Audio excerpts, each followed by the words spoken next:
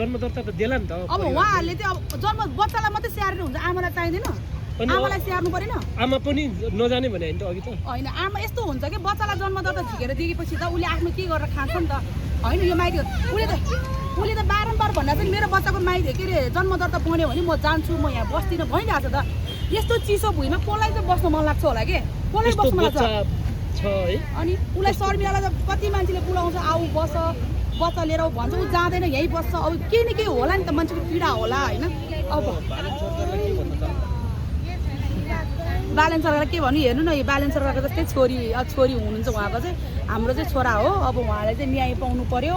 अब यो बच्चाले चाहिँ हक अधिकार पाउनु पर्यो। बालन सरकारले त न्याय दिनु सक्दैन। मेरो आश भनेको के अरे सुदन गुरुङसँग माथि छ। उहाँले चाहिँ जसरी हुन्छ यो बच्चालाई न्याय दिनुहुन्छ भने आश चाहिँ छ मलाई। सुदन होइन शर्मिला बहिनी, यो बच्चा जसले बोक्यो त्यही भाइरल भइरहेछ नि आजभोलिको। तपाईँहरूलाई चाहिँ मेरो अनुरोध के छ भने अब यहाँ दिदी बहिनीहरू यहाँ धेरैजना बस्नु भएको छ होइन। अब कहिले कहिले झगडा हुन्छ, कहिले कहिले पिटापिट पनि हुन्छ, कहिले कहिले छाडा शब्दहरू पनि बोलिरहेको देख्छु म। यो विषयमा त तपाईँहरूले खिचेर नहालिदिनु होला कि। यो गाली चाहिँ उहाँहरूलाई नि आइरहेछ कि, तपाईँहरूलाई केही आएको छैन। तपाईँहरूले त भ्युज कमाउनुहुन्छ, डलर कमाउनुहुन्छ। गाली चाहिँ त्यो माइती घरको मण्डलको मान्छे यस्तो उस्तो भनेर चाहिँ उनीहरूलाई गाली दिइरहेको देख्छु कि म।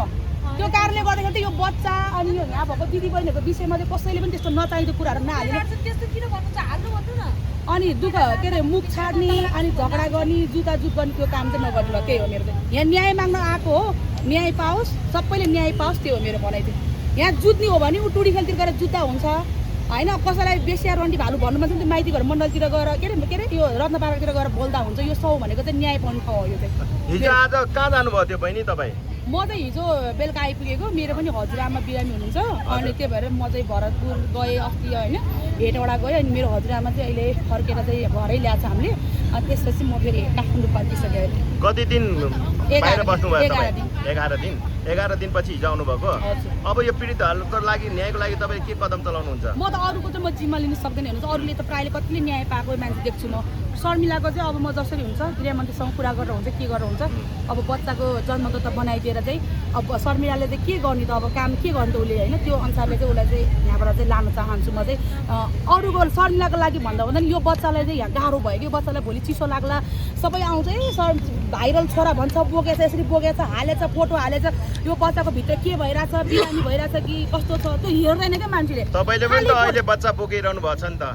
म तपाईँहरू चाहिँ मोबाइल तर्साउने होइन नि, म त भित्रभित्र सपोर्ट पनि गरेर हुन्छ नि, के गरिरहेछ कसो गरिरहेछ। यो हराउने बच्चा हराउने बित्तिकै मलाई फोन आउँछ पुलिसले। मलाई शर्मिलाको बच्चा हरायो भनेर मलाई फोन आउँछ। हेर्नु म हेटवटामा बसिरहेको हुन्छ, शर्मिला कहिले मरिदिन्छु भन्छ। यो बच्चालाई चाहिँ कसैले पनि नखोज्दिनु होला, कसैको अधिकार पनि छैन कि बच्चालाई खोज्नु पर्ने पनि। बुझ्नुभयो नि? यो बच्चाको लागि भनेर शर्मिला साईले चाहिँ आफ्नो हक अधिकारको लागि यहाँ आएको। कसैले खोज्दिने, कसैले लगेर लुकाइदिने यो अधिकार कसैलाई पनि छैन यहाँ। तपाईँले बच्चाको जन्म दर्ताको बनाउनुको लागि गृहमन्त्रीलाई भेट्नुहुन्छ? अब यस्तो हुन्छ, उहाँले गर्न सक्ने के हो? गृहमन्त्रीले धेरैलाई न्याय दिएको छ, धेरैलाई पैसा पनि दिएको छ, धेरैलाई न्याय पनि दिएको छ, तर यहाँनिर न्याय पाएर पनि मान्छे उठेको छैन कि। त्यही भएर चाहिँ म यो बच्चाको लागि चाहिँ म केही न केही चाहिँ सोच्नेवाला छु। हामीलाई चाहिँ पैसा चाहिएको होइन। यो बच्चा गृहमन्त्रीलाई तपाईँ भेट्नु सक्नुहुन्छ कि हुन्न? किन नसक्नु, भेट्न सक्छ, किन नसक्नु। अहिले उहाँ बाहिर हुनुहुन्छ, सोकी सचिव उहाँको हुनुहुन्छ जेम्स कार्की भन्ने, उहाँसँग मेरो कुरा भइरहेको छ अहिले। धेरैले गुनासो गरिरहेछ नि त्यहाँ जाँदाखेरि गृहमन्त्रीलाई भेट्नु दिएन भनेर। त्यस्तो हुँदैन, उहाँ बिजी भएर हो सायद, त्यस्तो हो। तपाईँ गृहमन्त्रीको फुल सपोर्टर है?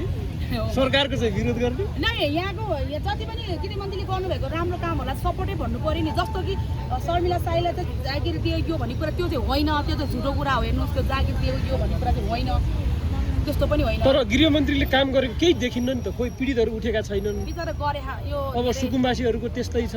त्यस्तो होइन यो। अब अरू समस्या पनि त्यस्तै छ।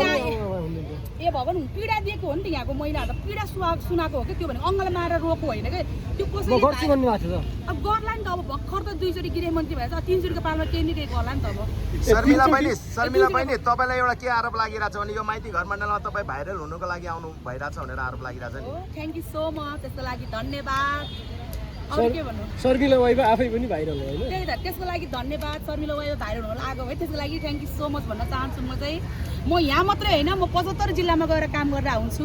75 जिल्लाको महिलाहरूको आँसु पुस्तिदिरहेको हुन्छु मैले होइन। त्यो कारणले गर्दाखेरि उहाँहरूले त्यस्तो सोच्नुहुन्छ भने त्यसको लागि विशेष गरी धन्यवाद भन्नु। होइन, तपाईँले राम्रो काम गर्दा पनि तपाईँको विरोधीहरू धेरै देखियो नि। अगाडि आएको छैन नि त, पछाडि त भइहाल्छ नि। पछाडि त प्रहार गर्ने मान्छेहरू पछाडि हो के तपाईँले विरोध गर्ने मान्छे अगाडि आयो भने के गर्नु भन्न त यहाँ शर्मिला वाइबालाई त म कुकुरको त्यति भाउ दिँदैन भन्छ यहाँको आइमीहरू तर अगाडि आएर बोल्न सक्नु पऱ्यो नि भनेको के त्यो मुख चलाएको त हुँदैन शर्मिलाले दिइहाल्छ दौना अनि बरु गएर बस्छु 5 दिन फेरि केही फरक पर्दैन त्यो कारणले गर्दा म चाहिँ के भन्छु भने सबै दिदीबहिनीहरू आफ्नो आफ्नो पीडाले पुग्नु भएको छ कतिले न्याय पाएको छ कतिले पाएको छैन होला यहाँ सबैजना मिलेर बस्नु होला यसरी एकअर्कालाई गाली बेइज्जती गरेर एकअर्कालाई लुसालुस गरेर होइन यो बच्चा लुकाइदिनु गरे त्यो चाहिँ नगरिदिनु होला मेरो अनुरोध त्यस्तो बच्चा लुकाउने व्यक्तिलाई के भन्न चाहनुहुन्छ तपाईँ बच्चा लुकाउनेलाई बच्चालाई लुकाउने अधिकार कसैलाई पनि छैन हैन? न नेपाल सरकारलाई छ न अन्य व्यक्तिहरूलाई न हिजो 12 बजेसम्म यो बच्चाको भिडियो भाइरल भइरहेको थियो शर्मिलाले आफ्नो बच्चा छोडेर गयो भन्ने कुराहरू